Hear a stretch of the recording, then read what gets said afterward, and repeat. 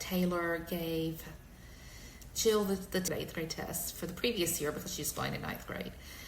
And Jill couldn't do it. She really struggled, and she sat there for about an hour just looking at this one passage that was about 3 pages and the questions. And this was really shocking to Taylor. She didn't know what was going on. Again, this is a very high-performing student. So when Taylor turned it down a little and just gave her a paragraph to read and answer the questions, she did very well. So Taylor determined that Jill had a problem with what we call stamina, which means reading long bits of text. And Jill is not unusual at all. In the last probably about 15 years, there have started to be a lot of problems with stamina. Students get shut down, they get exhausted, and this is considered a fluency problem, which means that students can't read automatically. That means they can't read, fairly quickly, and they can't read for long periods of time. They know how to decode. That means they know how to sound out words, but just reading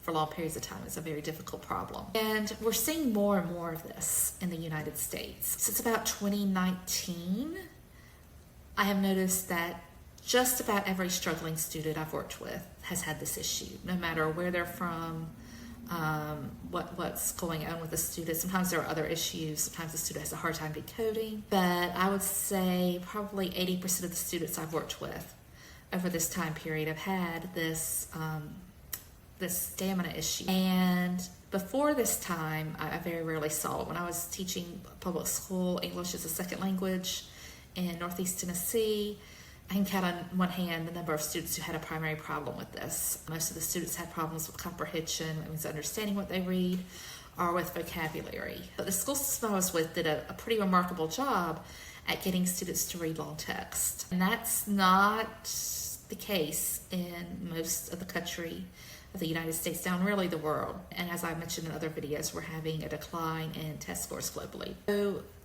what we're finding is that this is overall a very big societal problem. So how did this happen?